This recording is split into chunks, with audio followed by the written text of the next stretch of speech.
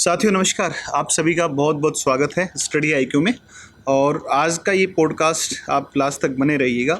इस पॉडकास्ट के माध्यम से हम आज समझेंगे कि किस तरीके से बीपीएससी की तैयारी करी जाती है, कहाँ से आप शुरू करते हैं, क्या क्या गलतियाँ हम अपनी पूरी तैयारी के दौरान करते हैं। तो इस पॉडकास्ट में हम तमाम बातें हम करेंगे, जो आपके प्रश्न हो सकते हैं उन सारे प्रश्नों पर अपनी चर्चा करेंगे। और मेरे साथ और मतलब हम दोनों लोग साथ में हैं, मैं और अमित सेलानी सर हैं। तो सर जो है, सर का भी लंबा एक्सपीरियंस है इस फील्ड में, और मुझे भी पिछले लगभग 6 साल से तो खाली बीपीएससी, और उसके अलावा उससे पहले पिछले 9 साल 8-10 साल के आसपास टाइम हो गया इस फील्ड में आप लोगों के साथ में जुड़े हुए। तो चलिए आज इस पॉडकास्ट को शुरू करते हैं और लास्ट तक बने रहिएगा। बहुत सारे प्रश्न आपके होंगे जो शायद आप पहली बार प्रिपरेशन कर रहे हैं, तो कैसे तैयारी करनी है, क्या पढ़ना है, क्या नहीं पढ़ना है, और स्टडी आईक्यू बच्चों के लिए क्या क्या कर रहा है लगातार पिछले लगभग 11 साल से। 2015 के बाद लगातार सिविल सेवाओं में स्टडी आईक्यू है। तो सर शुरू करते हैं। जी सर, बिल्कुल। तो बच्चों को थोड़ा जो बच्चा 72nd बीपीएससी का भी प्रीलिम्स की तैयारी कर रहा हो, या 73rd का प्लान कर रहा हो, या इसके अलावा 74th का, या कभी लाइफ में ये प्लान हो कि मैं बड़ा होकर के बीपीएससी की प्रिपरेशन करूँगा, तो उस बच्चे के लिए आज का ये सेशन बहुत इंपॉर्टेंट है सर। जिसके अंदर देखिए, कई बार क्या होता है ना, बच्चे की स्ट्रेटेजी खुद की नहीं होती, किसी दोस्त ने उसको गाइड कर दिया, कहीं उसके कोई सीनियर थे मिले, उससे मोटिवेट हो गया, या किसी ऑफिसर को देखा उससे मोटिवेट हो। बड़ी अच्छी बात है सर, लेकिन कहीं ना बच्चे के ब्रेन में ये रहता है कि मैं क्या उसके लिए हूँ या नहीं हूँ, फिर वो बाद में चल करके डरने लग जाता है। तो आज का पॉडकास्ट उसे उन्हीं बच्चों के लिए है और काफ़ी अच्छा होगा सर। ठीक है, आप लोग जी बिल्कुल बात करते हैं। तो सर सबसे पहला जो प्रश्न है बच्चे का, किसी का भी हो सकता है किसी ने, कोई बच्चा है क्लास 6 में है और पहली बार उसने किसी ऑफिसर को देखा होगा, तो उसके मन में आया होगा कि यार मुझे बीपीएससी की तैयारी करनी चाहिए, मुझे भी ऐसा ऑफिसर बनना है। तो सबसे पहला प्रश्न यही होता है कि बीपीएससी देने का जो फैसला है वो कब होना चाहिए, 12th के बाद में होना चाहिए या ग्रेजुएशन के बाद में होना चाहिए? सबसे पहला प्रश्न तो यही आता है।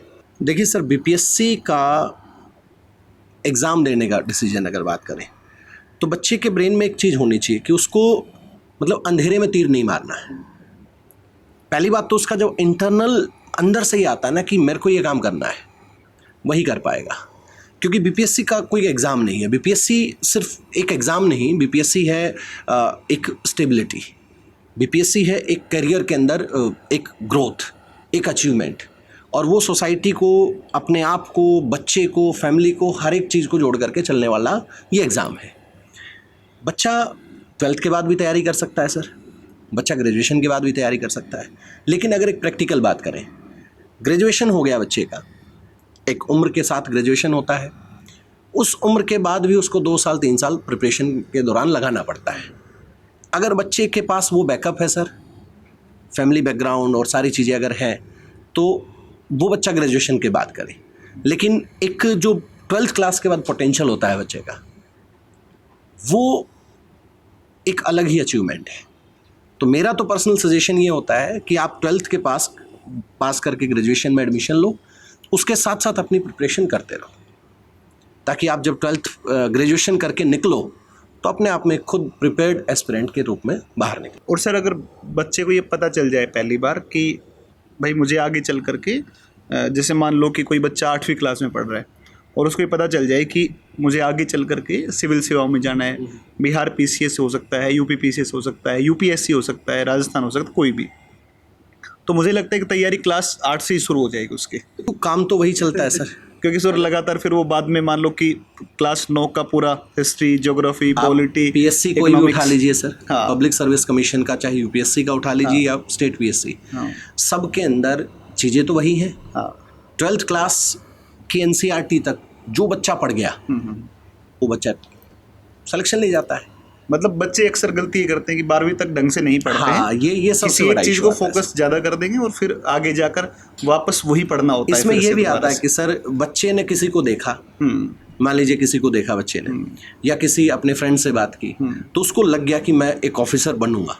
लेकिन वही है कि उसको क्या पढ़ना, क्या नहीं पढ़ना, जो आज हम लोग बात करने भी वाले हैं इसी के बारे में, एक एक करके सारी चीज़ें करने भी वाले हैं। तो शायद मेरा मानना तो ये है कि 12th के बाद बच्चे को स्टार्ट कर देना चाहिए। हाँ सर, एक और प्रश्न बड़ा इम्पोर्टेंट है कि तैयारी क्यों करनी चाहिए। अरे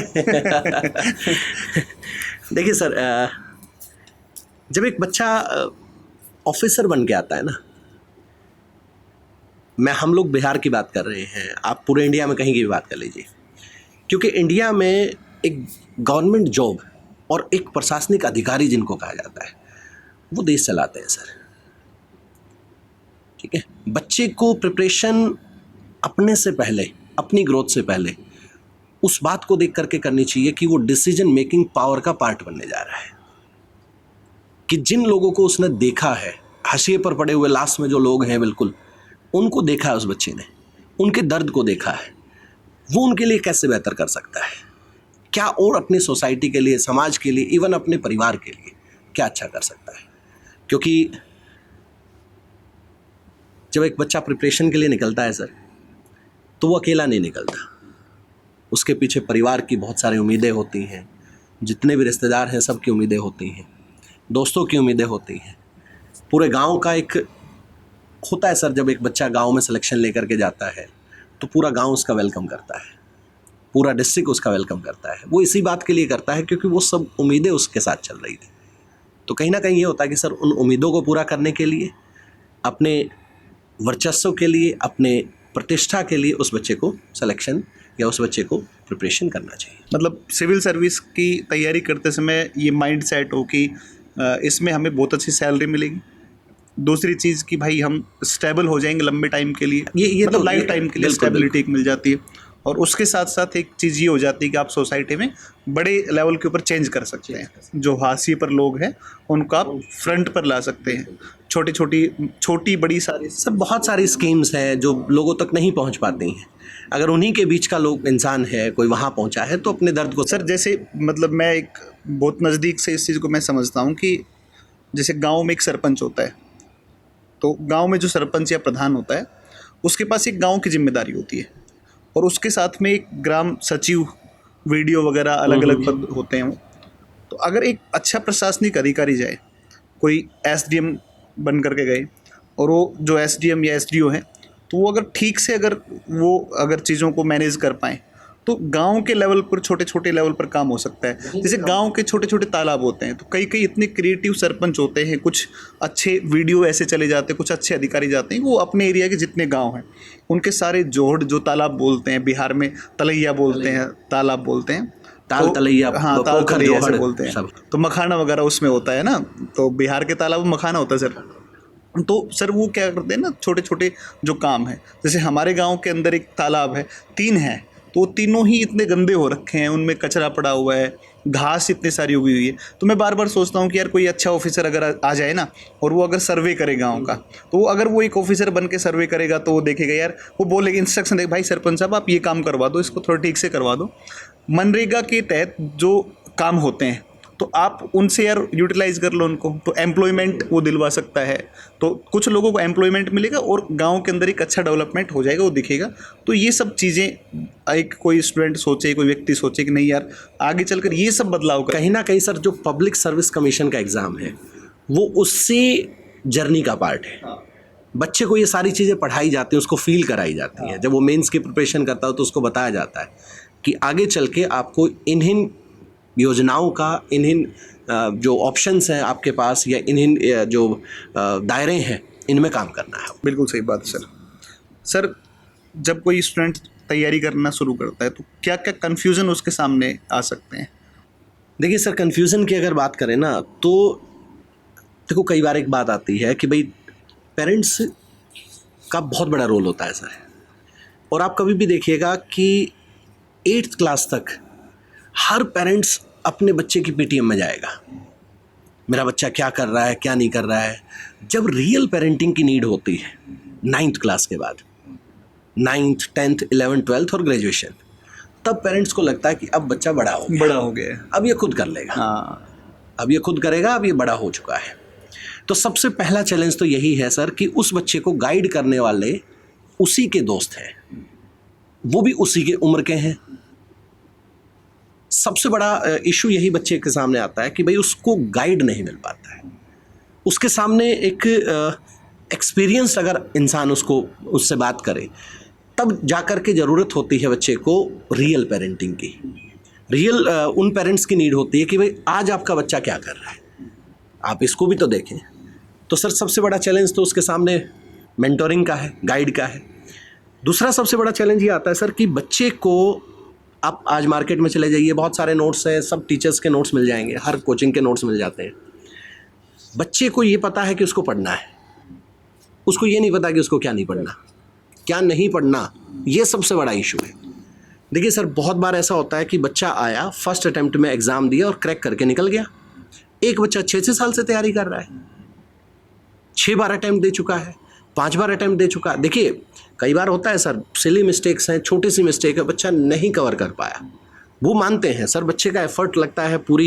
एक बात कही जाती है कि पीएससी एक ऐसा एग्ज़ाम है जिसमें जवानियाँ दफन हो जाती हैं। एकदम सही बात है, ये एक ऐसा एग्ज़ाम है। सही बात है सर।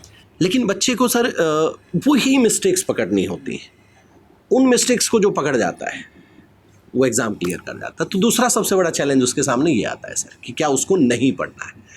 तीसरा फिर नोट्स को लेकर के, गाइड को लेकर के, मेंटोर को लेकर के, ऐसी छोटी छोटी बातें और भी बहुत सारी आती हैं सर।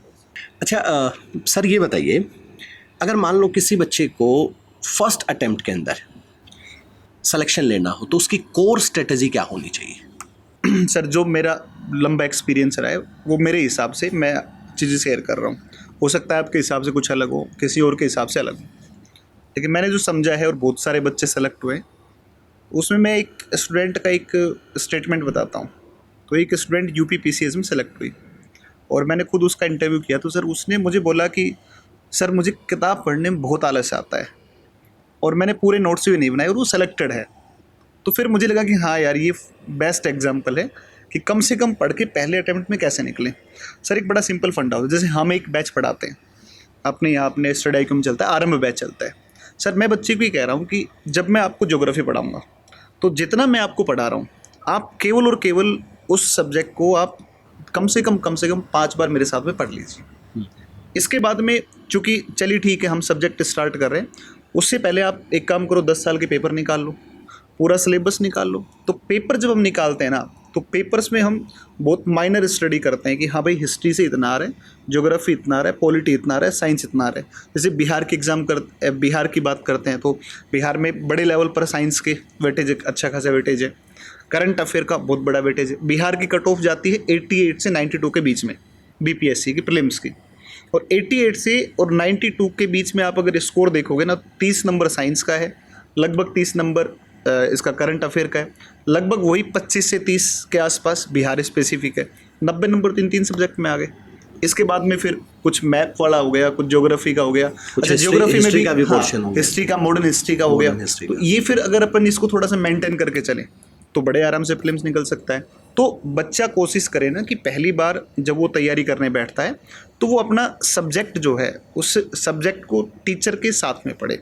जैसे हमने आरएम बैच स्टार्ट किया, पहले हिस्ट्री शुरू हुआ, हिस्ट्री को कंप्लीट कर ले, और हिस्ट्री को फिर साथ जैसे मैंने मान लो किसी टीचर ने 1857 की क्रांति पढ़ाई, तो अब टीचर बच्चे को बता दे कि एनसीईआरटी इस क्लास में यहाँ पर आपको घर जा कर के पढ़ना है।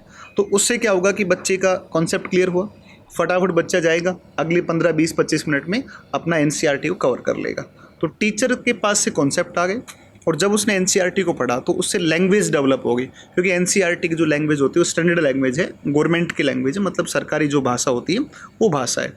तो मुझे लगता है कि एक फाउंडेशन बैच के साथ में बच्चा पढ़ाई शुरू करे और टीचर के साथ एनसीईआरटी कवर करे, पीवाईक्यूज कवर करे, और जो हम जैसे हम एक एमसीक्यू बैच देते हैं, जैसे हमने अभी एक सारथी बैच दिया तो एमसीक्यू बैच है, तो फिर जब एग्ज़ाम आता है तो 2 या 3 महीना बचे तो वो लगातार इस तरीके के एमसीक्यू बैच के माध्यम से अपना कंप्लीट कर ले। तो ये सर मुझे लगता है सबसे शॉर्टकट यही तरीका है कि टीचर के साथ तैयारी करनी है, बस इससे बेटर तो कोई तरीका मुझे तो लगता नहीं है कोई होगा। बाकी आप क्या सोचते हैं सर, इस पर आप भी थोड़ा सा बता दो। नहीं, ये बात बिल्कुल सच कहा आपने कि भाई बच्चे को ना एक तो बहुत ओवरलोडेड नोट्स नहीं होने चाहिए सर। आज अगर जाएं हम लोग एक नॉर्मल बच्चे से भी बात करें ना, तो उसके पास टेलीग्राम पर नोट्स भरे पड़े, लेकिन न जाने उसको भी याद नहीं है कि कब उसने पहली बार किसी नोट्स को ओपन करके देखा होगा। तो ये ओवरलोडेड हो जाता है सर आज के दिन बच्चे। ठीक है। तो ये हम लोग जो अपने बैचेज में बताते हैं, जैसा कि आपने आरएम का अभी बताया, सारथी का बताया, तो उसको मतलब ये पता चले कि उसको ओवरलोडेड नहीं होना है। अपने नोट्स को पढ़ो, फिर एनसीईआरटी को पढ़ो, दैट इज इट। बस बिल्कुल। एमसी आप पीवाईक्यूज लगाओ, एमसीक्यूज लगाओ, हो गया, आप प्रिपेयर। बस उतना ही, बस बार बार रिवाइज जी जी जी। अच्छा सर, ये बताइए कि मान लीजिए किसी बच्चे को अगर सिलेबस का ब्रेकअप करना हो, मतलब उसको ब्रेक करना हो सिलेबस को, तो उसका क्या प्लान होना चाहिए?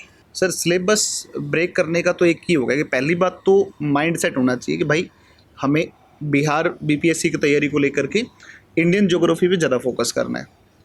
उसको बच्चे को पता होना चाहिए कि मॉडर्न हिस्ट्री पर ज़्यादा फोकस करना है। उसको पता रहना चाहिए कि जब भी हम कोई सब्जेक्ट पढ़ रहे हैं, तो जैसे आप भी जैसे साइंस टेक में पढ़ाते होंगे, तो कुछ ना कुछ कोई सैटेलाइट लॉन्चिंग होगी, तो आपने जब स्पेस टेक पढ़ाया तो बच्चा उसको करंट को उसके साथ में लिंक करके पढ़े, तो वो सब्जेक्ट को ब्रेक ऐसे कर ले कि भाई मुझे हिस्ट्री में मॉडर्न पर ज़्यादा फोकस करना है, ज्योग्राफी में इंडियन ज्योग्राफी को, उस इंडियन ज्योग्राफी के साथ में बिहार ज्योग्राफी को पूरा अटैच कर ले, और ऐसे ही फिर वो 1 बाय 1 हिस्ट्री मॉडर्न पर फोकस कर रहा है, बिहार को भी उसमें लिंक कर ले। तो अगर वो सब्जेक्ट को जो इम्पोर्टेंट पोर्शंस हैं उनके ऊपर अगर वो काम करके चले बच्चा, तो मुझे लगता है कि वो एक बेटर वे हो सकता है। मेरा एक लाइव एक्सपीरियंस है सर। हाँ। मैंने मतलब क्लास में आप बच्चे को पढ़ा रहे हो, आप यहाँ बच्चे को एप्लीकेशन बेस्ड पर फोकस करेंगे, क्योंकि मेंस का एग्जाम है वो एप्लीकेशन बेस्ड है सर। और खासकर जो हमारा सब्जेक्ट है साइंस टेक, उसके अंदर तो आपका एप्लीकेशन बेस्ड है। जैसे आप 70 का जो मेंस का पेपर है वो उठा के देख लीजिए, कभी आज तक के कोई भी मेंस उठा के देख लीजिए। रोबोटिक्स चल रहा है, अब रोबोटिक्स के कंपोनेंट पढ़ाए जाते हैं कि भाई इसके अंदर आपके ये कंपोनेंट होंगे, इसका लोकोमोशन ये होगा, और उस तरह से आपको पढ़ाना होता है। वो भी बेसिक इन्फॉर्मेशन, क्योंकि मेंस में ये लिखने की नहीं होती। बच्चा ये चाहता है कि सर मेरे को रोबोटिक्स बना करके दिखाएं क्लास में, मेरे को रोबोट क्लास में बना करके दिखाएं। और उस बच्चे की बात कर रहे हैं, एआई सीखने आ गया बच्चा, जिसको ML, machine learning, deep learning का कोई आइडिया नहीं, कभी लाइफ में नहीं देखी जिस बच्चे ने, उस बच्चे का इंटरेस्ट होता है कि हमें सर क्लास में बना करके दिखाओ। बच्चा फिर जज करता है, हो सकता है इन्हीं को नहीं आता हो सकता है अरे आप एप्लीकेशन बेस्ड पर बात करते हो। यही एक सबसे बड़ा इशू आता है सर कि बच्चे की डायरेक्शन ही चेंज हो जाती है। उसको लगता है कि मैं क्लास में बैठा हूँ, मेरे को तो डीप लर्निंग आना ही चाहिए। फिर उससे पूछा जाता है कि बैकग्राउंड क्या है, क्या आपने कभी इसके बारे में, नहीं सर ये चीज़ें तो हम लोगों ने डिस्कशन नहीं किया। तो कई बार ऐसा होता है सर, बच्चा भटक जाता है, बच्चा उस चीज़ को नहीं देख पाता। तो बड़ा अच्छा रहा सर कि बच्चे को एक आपने जो एक्सप्लेन किया कि सिलेबस को, हाँ, वो ऐसे ही ब्रेक करके जी अपना बहुत बढ़िया सब्जेक्ट को। अच्छा, एक बात और बताइए सर, एक सबसे बड़ा क्वेश्चन आता है बच्चों का, आपके पास भी बहुत सारे मैसेज आते हैं कि सर डेली रूटीन क्या होना चाहिए, स्टडी आवर्स कितने होने चाहिए, कितना मैं पढूं, उसके बारे में थोड़ा। सर मैं बहुत मतलब क्लियर कहता हूँ इस बारे में ना, कि जब तुम्हारा मन करे ना तब पढ़ाई करो, और जब नींद आए ना तो बढ़िया तरीके से नींद पूरी कर लो सर। मतलब ठीक है एग्ज़ाम टाइम है, मान लो 10 दिन बचे हैं, तो थोड़ा हम मैनेज कर सकते हैं कि भाई चलो 6 घंटा सो लें, लेकिन सर प्रिपरेशन के दौरान मतलब मुझे बार बार लगता है कि नींद जो होते हैं सर, वो फूड है ब्रेन का सर, वही है मतलब एक्चुअल में।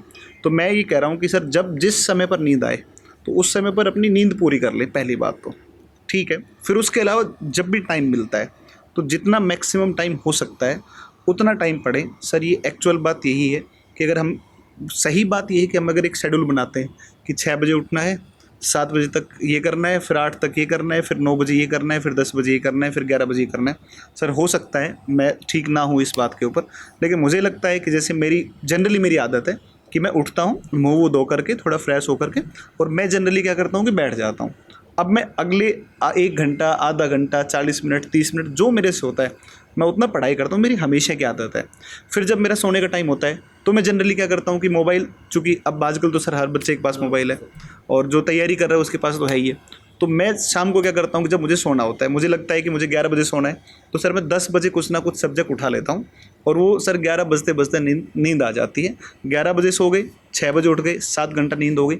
इसके बाद 7 घंटे की नींद के बाद जितना भी टाइम मिले वो कंप्लीट बच्चे को अपनी पढ़ाई में इन्वॉल्व होना चाहिए।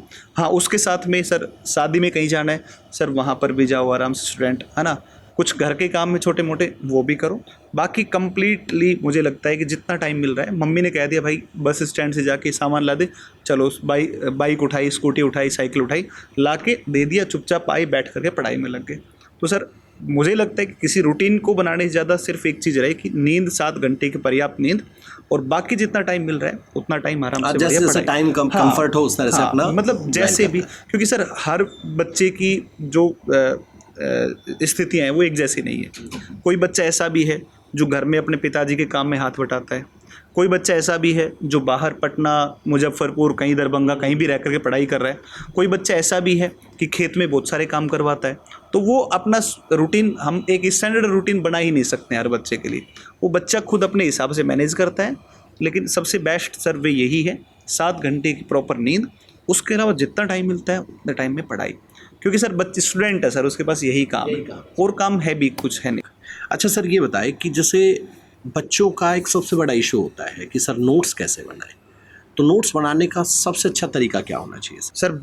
जैसे मैं मेरे बारे में जानता हूँ, या मेरे जो दोस्तों में आप भी हैं, आप हैं, या और भी कुछ अच्छे जो क्लोज फ्रेंड हैं, तो मैंने जो देखा है आप में और हम में कि सर हमारी एक आदत होती है कि हम ना बच्चे को केवल जा कर के बोर्ड पर चिपकाते नहीं कि भाई ये ऐसे होता है, ये ऐसे होता है, इसको ऐसे लिख लेना, इसको ऐसे लिख लेना, ऐसे ऐसे लिख लेना।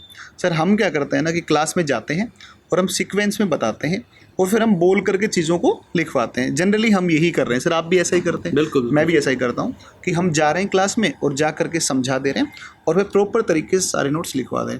मुझे लगता है जी, जैसे कुछ लोगों का मतलब ये होता है कि भाई वो बहुत सारे नोट्स लिखवा देते हैं, बच्चों की 2 नोटबुक फिल हो गई, 3 नोटबुक फिल हो गई, और फिर ये बात आती है कि भाई इन नोट्स से बाहर कुछ नहीं जाएगा। क्या ये नोट्स अच्छे हैं, या बच्चे को वही पढ़ाओ जो उसके काम का है? नहीं सर, जैसे मैं जो ध्यान रखता हूँ सर, इतने डाइवर्सिफाई नोट्स होना चाहिए सर, जैसे बच्चे को ना पता चले, मतलब हम कह सकते हैं टाइमलाइन के थ्रू। सर हाँ बिल्कुल सर फ्लो चार्ट भी बनने चाहिए। हाँ, फ्लो चार्ट के थ्रू टाइमलाइन। कुछ चीज़ें पॉइंट में भी आती हैं, तो मतलब कुछ टीचर्स में मैंने जो पर्सनली देखा है, तो वो पूरा पैराग्राफ में ऐसे पूरा भरवा दे रहे हैं, पेज भरते जा रहे हैं। मुझे लगता है सर कि डाइवर्सिफिकेशन बहुत ज़रूरी है, क्योंकि बच्चे पढ़ रहे हैं। हम ये कह सकते हैं सर कि टीचर के पास तो एक ही सब्जेक्ट है, बच्चे के पास तो बहुत सारे। हाँ सर, डाइवर्सिफिकेशन नोट्स में होना चाहिए किसी भी टीचर के द्वारा। पहली बात तो नोट्स जो बनाए वो टीचर के अकॉर्डिंग बनाए बच्चा। दूसरी बात कि टीचर भी इस चीज़ पे थोड़ा सा ध्यान रखे कि भाई डाइवर्सिफिकेशन, चीज़ों को हम पॉइंट्स में भी लिखवा रहे हैं, कंपेयर करके भी बच्चों को दिखा रहे हैं, पैराग्राफ में भी चीज़ों को लिखवा रहे हैं, मेंस में लिखा भी ऐसे ही जाता है। हाँ, फ्लो चार्ट भी दिखा रहे हैं। तो जैसे जब हम टीचर अगर अच्छे नोट्स बनवाएंगे सर, मुझे लगता है कि प्रिपरेशन में टीचर की जिम्मेदारी बहुत ज़्यादा है, मतलब बहुत ज़्यादा है सर। अगर अच्छे टीचर एक स्टूडेंट को मिल जाता है सर, तो सर तुरंत सिलेक्शन निकालता है। ये तो बात है, बच्चा तो कोरा कागज है। हाँ सर, एकदम प्लेन पेपर है, लिखेगा तो टीचर ना सर वो अगर डाइवर्सिफिकेशन अगर कॉपी में हो गया ना टीचर के में, तो बच्चा टीचर के फ्लो के साथ में लिखे, और बच्चा ये ध्यान रखे, अच्छा टीचर सेलेक्ट करते समय बच्चा भी ध्यान रखे कि अच्छा टीचर वो है जिसके नोट्स में आपको डाइवर्सिफिकेशन दिख रहा है, आपको दिख रहा है कि भाई सर ने चीज़ों को कितना डाइवर्सिफाई कर रखा है, बीच बीच में मेंस के क्वेश्चंस भी लिखवा रखे हैं, बीच बीच में जैसे मैं मॉडल क्वेश्चंस लिखवा देता हूँ बहुत सारे। चैप्टर कंप्लीट होता है तो हम लास्ट में क्वेश्चन दे देते हैं, डायग्राम्स भी बनाते हैं, मैप भी बनाते हैं। बहुत अच्छे टीचर से हिस्ट्री के अंदर मैप बना बना करके बच्चों को बहुत सारा पढ़ा देते हैं। बिल्कुल बिल्कुल। वो हिस्ट्री का टीचर है, वो क्या कर रहा है सर कि ज्योग्राफी के साथ में इतना लिंक कर दे रहा है चीज़ों को कि बच्चा पढ़ते समय उसको दिमाग में आ रहा है, ओके यहाँ पर हिंदू कुश है, यहाँ से ये मिडिल एशिया है, इधर से आए होंगे, है ना, ये आर्यंस आए, फिर यहाँ पर सिंधु के आसपास रहे। तो अब बच्चा उस पर खूब सारा लिख सकता है, बोल सकता है, समझ सकता है। हाँ, हिस्ट्री के थ्रू आप अपने आईआर को कनेक्ट कर सकते हैं। बिल्कुल कर सकते हैं। ज्योग्राफी का पार्ट है वो कनेक्ट हो सकता है। तो ये सारी स्टेट्स हैं वगैरह, तो सर मुझे लगता है कि चीज़ों को बढ़िया से अच्छे से हर विषय में, जैसे कई सारी चीज़ें हैं हिस्ट्री के अंदर कि आप अगर ज्योग्राफिकल कंडीशंस के साथ में अगर आप अच्छे से पढ़ाते हैं तो उसका हिस्ट्री, ज्योग्राफी, आईआर वाला पोर्शन बहुत बेहतर हो सकता है ना। तो ये चीज़ है तो कि टाइमलाइन, माइंड मैप, बिल्कुल सर, ये बहुत जरूरी है, और ये बच्चा भी अपने उसमें बनाए और टीचर भी मतलब इस पे ध्यान रखें कि भाई चीज़ें इस तरीके की हों कि तमाम डाइवर्सिफिकेशन नोट्स में होना बहुत ज़रूरी है। एक और बात आती है सर कि बच्चे को ये लगता है कि सर मैं प्रीलिम्स की तैयारी कर रहा हूँ, तो आप ये बताएं कि प्रीलिम्स और मेंस इसकी तैयारी एक साथ होनी चाहिए या अलग अलग होनी चाहिए? सर ये दो अलग अलग बातें हैं। एक ऐसा विद्यार्थी कि जैसे मान लो किसी ने इंजीनियरिंग करी, अब वो पिछले 5 साल से बेंगलोर रह करके वो मान लो आईटी सेक्टर में काम करता है, या मान लो कि जैसे कोई गवर्नमेंट टीचर लग गया, अब वो टीचर लग गया तो उसकी कुछ ड्यूटी है अपनी, उसके पास उतना टाइम नहीं होता है। तो ऐसा एक पर्सन है जिसके पास में जो ऑलरेडी जॉब में है, काम कर रहा है, 8 घंटे की उसके पास जॉब है, तो उसका तैयारी करने का थोड़ा पैटर्न अलग हो सकता है। और एक जो बिल्कुल नया बच्चा है, जो अभी मान लो 12वीं की है, या मान लो कि ठीक अभी उसने ग्रेजुएशन की है, तो मेरे हिसाब से जो वर्किंग पर्सन्स हैं, तो वर्किंग पर्सन का ये हो सकता है कि वो अपना कोई एक पहले प्रीलिम्स का तैयार कर ले, अलग से सेपरेट कंटेंट बना ले प्रीलिम्स के लिए खाली, जो केवल प्री का हो, और प्री के अलावा एक नोट्स अपना तैयार कर ले जो केवल मेंस का हो। जब उसका प्री आए तो वो अपना प्री पढ़े, और जब प्री दे ले तो फिर वो मेंस पढ़े। सर इसमें भी 2 चीज़ें आपको देखने को मिलेगी। जो 12वीं पास बच्चा है वो उसकी मैच्योरिटी थोड़ी कम है, लेकिन एक ऐसा व्यक्ति जो ऑलरेडी जॉब में टीचर लग गया, या फिर कोई क्लर्क लगा हुआ है, एसएससी से सिलेक्शन हो गया, सीजीएल में चला गया, इंस्पेक्टर है, कोई आईटी सेक्टर में काम कर रहा है, कोई डॉक्टर है, तो सर वो मैच्योर भी ज़्यादा होता है, वो बिल्कुल लिमिटेशंस के साथ में पढ़ता उनको है। पता होता है कि उनको क्या पढ़ना है, उनका माइंड सेट एक अलग रहता है। और वो ना सर प्रीलिम्स अलग पढ़े और मेंस अलग पढ़े। लेकिन जो बच्चा 12वीं पास है या जिसने अभी ग्रेजुएशन की है, उसकी एक बहुत बड़ी समस्या है बच्चे की, वो सब कुछ पढ़ना चाहता है। सर आप उसको भी नोटिस करते अगर हम बात करें सर, एक और क्वेश्चन आता है सबसे बड़ा, ये हम बच्चों के क्वेश्चन कर रहे हैं, आपसे जो पूछ रहे हैं या आप हमसे बात कर रहे हो, तो ये बच्चों के क्वेश्चन है। तो आप लोगों की तरफ से मैं एक बार सर से क्वेश्चन ये करता हूँ कि सर क्या मेंटोर की ज़रूरत होती है बच्चे को? सर बिल्कुल होती है। थोड़ा सा बताएं सब स्टूडेंट्स को। सर मतलब जैसे छोटा बच्चा होता है ना, जन्म लेता है, तो एक खिलाने वाले लोग होते हैं, कभी दादाजी खिला रहा है, कभी चाचा खिला रहा है, ऐसे ही फिर वो जब बड़ा होता है तो एक उंगली पकड़ के चलाता है। तो सर हम टीचर भी हैं, हम मेंटर भी हैं, तो सर बहुत ज़रूरत होती है। हम उनको उंगली पकड़ के चलाते, नहीं इस रास्ते नहीं जाना है, इधर से जाना, यानी हम उनको उंगली पकड़ के चलना सिखा देते हैं। कई बार क्या होता है सर कि कोई ऐसे टीचर होते हैं ना, वो बड़े मतलब इफेक्टिव टीचर होते हैं। किसी टीचर ने, जैसे मान लो कि मैं किसी सब्जेक्ट का नाम लूँगा नहीं सर, थोड़ा बुरा मान जाए कोई भी देखेगा तो, लेकिन फिर भी मान लो मैं अपने पे ले लेता हूँ। अब मैं बिहार के बच्चों को पढ़ा रहा हूँ और मैं उनको वर्ल्ड ज्योग्राफी का कोई इतना प्यारा कॉन्सेप्ट पढ़ा दूँ, तो बच्चे को लगे यार क्या पढ़ाया टीचर ने, यार सर बड़ा ज़बरदस्त पढ़ाया, और वो बच्चा वर्ल्ड ज्योग्राफी पे बहुत ज़्यादा फोकस कर जाएगा और इतने मोटे रजिस्टर बना लेगा। सर बच्चे के साथ में बहुत बड़े लेवल के ऊपर ये सबसे बड़ी मिस्टेक जो मैं देख रहा हूँ कि हम उन चीज़ों को पढ़ा दे रहे हैं टीचर्स जिनकी कोई ज़रूरत नहीं होती है। बच्चा 12वीं पास है, वो सब कुछ पढ़ना चाह रहा है और वो पढ़ लेता है जिसका कोई रोल नहीं, रिलेवेंट भी नहीं है, एग्जाम रिलेवेंसी नहीं। बिल्कुल। मैं सर अपने विषय पे ही बात कर रहा हूँ। सर मेरे विषय का ज्योग्राफी का, वर्ल्ड ज्योग्राफी के पोर्शन का प्रीलिम्स के मेंस में तो है ही नहीं, मेंस में तो 0 है, और प्रीलिम्स के अंदर जो 5-6 क्वेश्चंस आते हैं उनमें से भी एक सौरमंडल का, एक वायुमंडल का, 1-2 जल संधियों के, एक आइलैंड का, ऐसे सेलेक्टिव क्वेश्चंस आते हैं। तो उसमें बच्चा बहुत सारा ज्योग्राफी पढ़ ले रहा है, मतलब मोटे मोटे रजिस्टर बढ़ जा रहे हैं, और इंडियन ज्योग्राफी को वो फोकस नहीं कर पा रहा है। उसको ये आइडिया नहीं है, अपनी एनर्जी पूरी गलत जगह पे उसने लगा दी। इसलिए सर मेंटर की इसलिए ज़रूरत होती है कि जो एनर्जी है वो सही डायरेक्शन में लगे, सही जगह पे काम हो। तो इसलिए सर मेंटर की बहुत ज़रूरत होती है। इसलिए बच्चा मेंटर के साथ में अगर तैयारी करता है तो ईजी हो जाता है। सर स्टडी IQ, चूँकि हम ऐसा ही करते हैं, मेंटर से प्रोवाइड करते हैं बच्चों को, ताकि वो गलत डायरेक्शन में तैयारी ना करे, और उसी के चक्कर में सर वो फिर तैयारी पंचवर्षीय योजना बन जाती है, 5 साल सिलेक्शन नहीं हुआ। तो ये सर होता है। सैलानी सर, एक प्रश्न आपसे और है, और ये प्रश्न ये है कि जैसे बिहार में बच्चा जब तैयारी BPSC करता है तो उसमें बिहार स्पेशल का एक अच्छा खासा रोल होता है। तो बिहार जो स्पेसिफिक टॉपिक होते हैं उनको कैसे कवर करे बच्चा कि कंप्लीट, जैसे फाउंडेशन बैच वो पढ़ रहा है तो वो साथ बिहार को कैसे जोड़े, कैसे टॉपिक से लिंक करे? देखिए, अगर हम बात करें ना, मैं पर्टिकुलर बिहार की नहीं, मैं किसी भी PSC का एग्जाम्पल लेकर के हम लोग बात कर सकते हैं।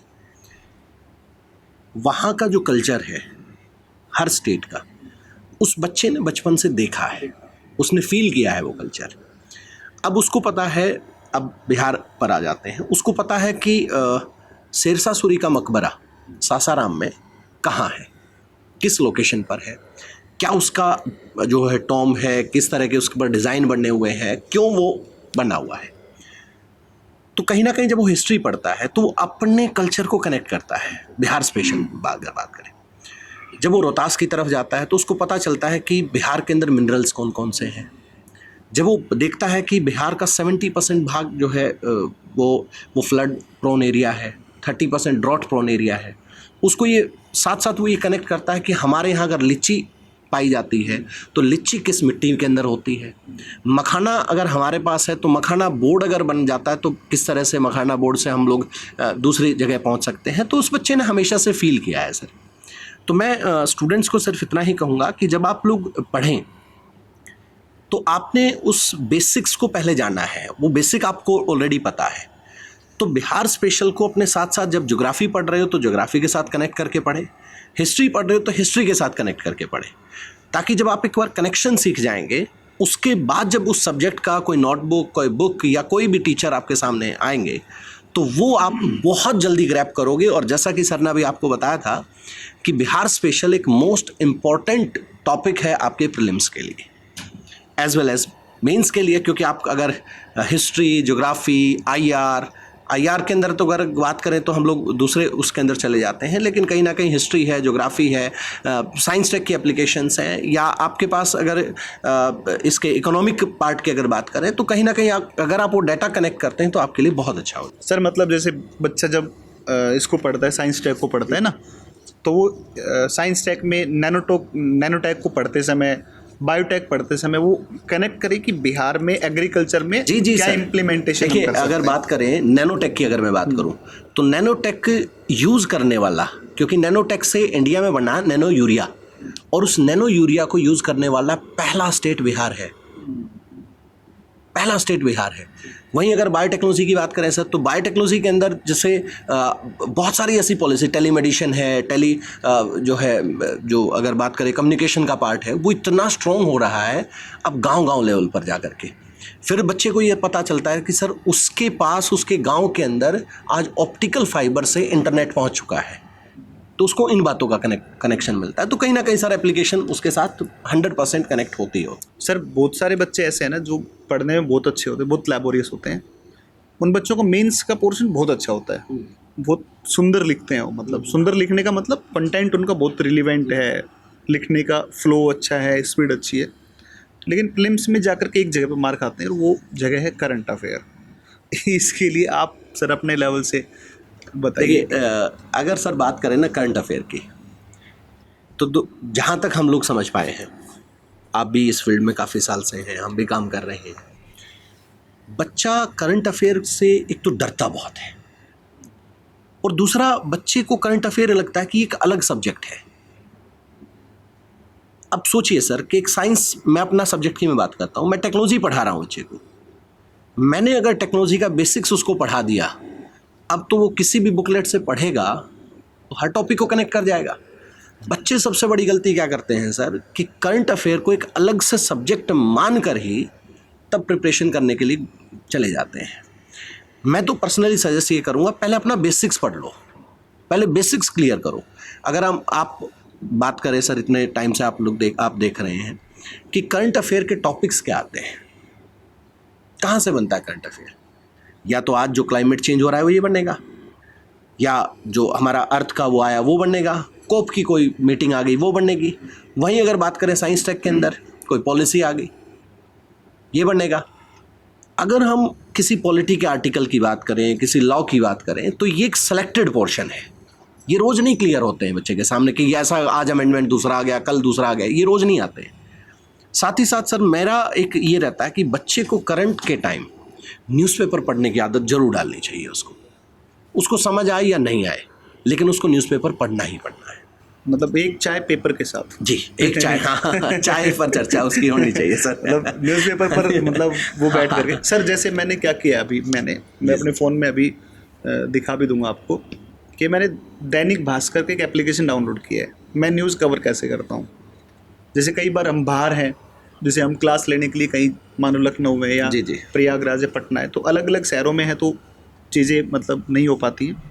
तो द हिंदू और इसका मैंने दैनिक भास्कर का ले रखा है सब्सक्रिप्शन, वो महीने का 100-150 रुपये में मिल जाता है आराम से। तो उसमें क्या होता है ना सर, डेली मैं सुबह सुबह निकालता हूँ, फिर उसमें मैं न्यूज़ में डेली देखता हूँ ज्योग्राफी पे क्या आया है, तो आज हाँ, की मेरे अपने पास subject अपडेट पर मेरे ही पास सबसे कि हाँ पहले भाई जाते हैं। मेरा ध्यान रहता है कि हाँ इस पे। फिर मैं जैसे ही सुबह मैं न्यूज़ देख ली, शाम को मैं क्लास में गया किसी यूट्यूब सेशन में जाके मैं उसको डिस्कस कर लेता हूँ। अब सर मुझे जो सेटिस्फेक्शन मिलता है ना, मुझे लगता है कि हाँ यार मैंने अपना डेली का काम कर दिया। न्यूज़पेपर फटाफट मैंने देखा, उसमें सर काम की कम ही न्यूज़ होती है, बहुत सारी चीज़ें हैं जो बहुत सारे, काम हाँ, की नहीं ऐसा है। होता है सर। तो मतलब और काम आजकल तो इतना वो आ गया सर, एडवांस आ गया, आपको पर्टिकुलर ये बता भी दिया जाता है कि इस पूरे पेपर में से सिर्फ आपके लिए ये न्यूज़ है। अगर Exactly आप सर, हाँ, बीपीएससी की प्रिपरेशन कर रहे हो तो ये आपके लिए है, यूपी की कर रहे हो तो ये है आपके लिए, और यूपीएससी कर रहे हो तो ये है आपके सर, लिए। आजकल तो बहुत जरूरी हो गया चैट सर। जीपीटी का जमाना है अभी तो। जी, जी, जी। तो मुझे लगता नहीं कि बच्चे को क्या करना चाहिए कि चैट जीपीटी शाम को खोले और वो उसमें इनपुट दे कि आज की द हिंदू की हाँ। इस सब्जेक्ट की कौन कौन कौन सी कौन न्यूज़ और इम्पोर्टेंट मैं तो ये भी कहता हूँ सर कि उस चैट जीपीटी में न्यूज़ के साथ साथ एमसीक्यूज वही मांग रहे हाँ, हैं। और वहीं पर वो फिर एमसीक्यू भी मिल 5 सकते हैं। मिनट प्रैक्टिस हुआ, दैट इज तो इनफ। मुझे लगता है कि वो ऐसे भी कवर बिल्कुल किया जा सकता किया है। जा सकता है सर। तो ये है सर, एक छोटा सा मैं और एक आपको बताऊं, एक मेरा एक्सपीरियंस बताता हूँ कि मैं आरएएस की तैयारी करने के लिए जोधपुर पढ़ा था मैं 2016 में। तो सर मैं वहाँ पर क्या करता था, मेरा जो आदत थी कि एक हमारे पतली सी एक मैगजीन चलती थी और वो क्रोनोलॉजी के नाम से थी। तो सर मैं क्रोनोलॉजी ऐसे सर फोल्ड करके ऐसे अपने लेके जाता था साथ में, और जब क्लास स्विच होती थी टीचर्स की तो 15 मिनट का जनरली ब्रेक मिल जाता था। तो सर मैं मंथली मैगजीन ना वहाँ पर कवर कर लेता था। तो जो बच्चा ऑफलाइन में तैयारी करता है किसी भी जगह पर रह करके, वो अपनी मंथली मैगजीन ज़रूर परचेज कर लें। और उस सर मैगजीन में क्या होता है ना कि जो मैगजीन जो बनाते हैं वो सब एस्पिरेंट होते हैं, कोई ना कोई बीपीएससी, यूपीपीसीएस, यूपीएससी के। तो वो प्रिपरेशन को ध्यान में रख के, एग्ज़ाम को ध्यान में रख के उसको तैयार करते हैं। तो वो जो मैगजीन होती है उसको आप अपने साथ में रखो, आप अपने साथ उसको फोल्ड करके ले जाओ मैगजीन को। जब भी आपको टाइम मिले 15-20 मिनट का, या फिर आप हो सकता है आधा घंटा ट्रैवल करके जाते हैं किसी इंस्टीट्यूट में, तो आप ज़रूर वहाँ पर टाइम निकाल करके अपनी मैगज़ीन को, मंथली मैगज़ीन ज़रूर कवर करें, क्योंकि वहाँ स्टैंडर्ड लैंग्वेज मिलेगी, सीक्वेंस मिलेगा, और न्यूज़ के साथ साथ कुछ एडिशनल पॉइंट भी मिल जाते हैं। इसलिए एक तरीका हो सकता है सर मेरे हिसाब से बिल्कुल बिल्कुल नहीं, न्यूज़ बिल्कुल कवर सच करने बात का। है सर ये। तो ये भी एक पैटर्न बिल्कुल है। बिल्कुल सर एनसीईआरटी को कैसे कवर करें? सर एनसीईआरटी तो कह सकते हैं बच्चे के लिए ग्रंथ है। हाँ, मतलब स्टूडेंट के लिए तो इससे बड़ा ग्रंथ होना ही नहीं चाहिए कोई। बिल्कुल सही बात है सर। यही एक स्टूडेंट के लिए श्रीमद् भागवत गीता है, यही कुरान है, यही बाइबल एकदम है, सही यही बात बच्चे सर। के लिए गुरु ग्रंथ साहिब है। एंटीबायोटिक है सर, बिल्कुल। लेनी पड़ेगी। दूसरा सर एक और होता है, देखो एक चीज़ और है सर, बच्चे ने 6 से 12 तक एनसीईआरटी पहले भी पढ़ी है, लेकिन याद कितनी है? उसको याद तो नहीं है। अगर उसको याद ही होती तो प्रिपरेशन क्यों कर रहा है? क्यों करता सर? उसको ज़रूरत ही नहीं थी। एनसीईआरटी के अंदर एक इशू आता है सर बच्चे को, एनसीईआरटी बच्चे को मीन्स लिखना सिखा देती है। अगर एक एनसीईआरटी का सेंटेंस पढ़ा जाए ना, तो वो सेंटेंस कम से कम 10 सेंटेंस को ओपन करके रखता है। और यही मेंस का सबसे बड़ा रामबाण है कि मेंस में बच्चे को क्या चाहिए कि वो क्वेश्चंस को एक लाइन में कितने अच्छे तरीके से, कितनी ब्यूटी के साथ लिख सकता है।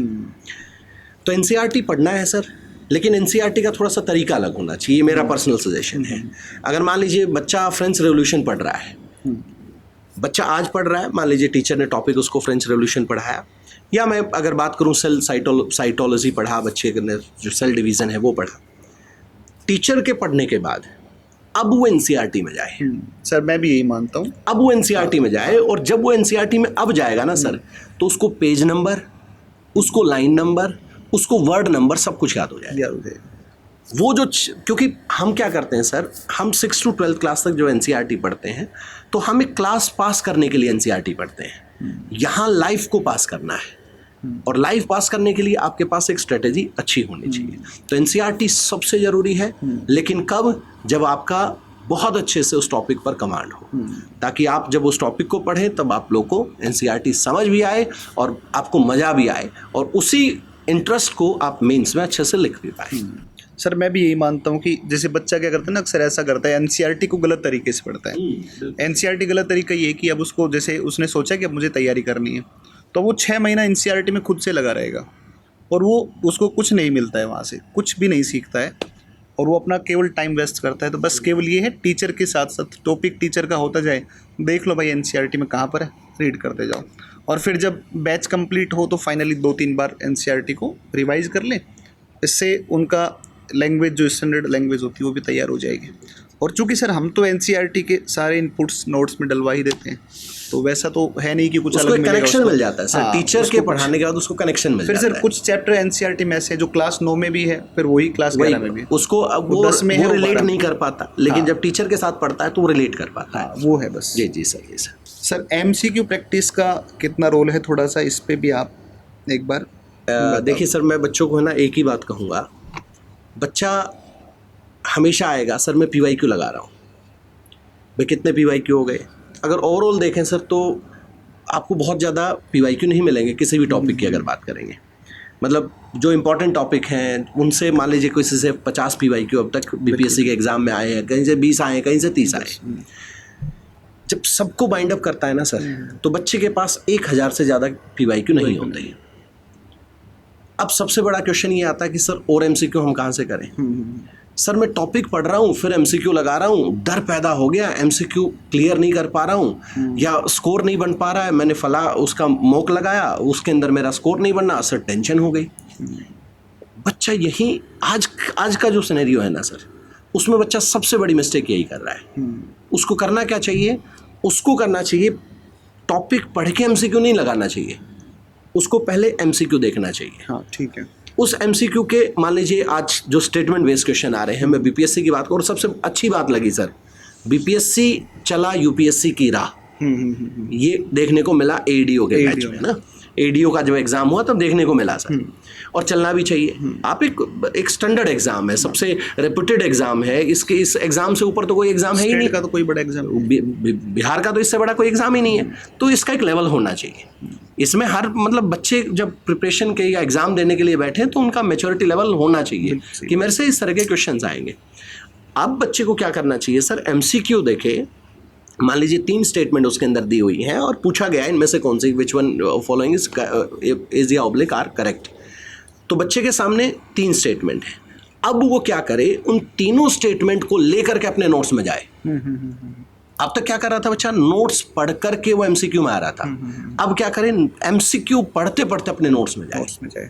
सर वो एक अलग कॉन्फिडेंस होगा, बच्चे का एक अलग तरीका होगा प्रिपरेशन करने का, उसका एक माइंडसेट रेडी हो जाएगा कि मेरे पास एक, और वो एक स्टेटमेंट तैयार नहीं होती सर, वो 3 स्टेटमेंट तैयार हो। सर आप जो ये बात कह रहे हो ना, मैं ये सारी बातें अपने खुद से सर बार बार मेरे दिमाग में आती है जी जी कि मैं ऐसा करता था। जी जी कि सर मैं भी ऐसा करता था कि जैसे मेरे पास ये मेरा नोट्स है, तो इसमें मैंने नोट्स ऐसे लिख रखा है, तो जनरली सर मैं क्या करता था ना, इधर स्पेस रखता था, और जब भी मैं जैसे टॉपिक मैंने पढ़ लिया, अब मैंने पीवाईक्यूज देखे या एमसीक्यू कोई सीट देखी, तो मैं क्या करता था सर, इधर ऐसे ना, ऐसे साइड में ऐसे नहीं लिखता था सर उसको, मैं ऐसे लिख देता था, कोई भी ऐसे लाइन है सर, ऐसे तिरछा करके कॉपी पेज को लिख देता था।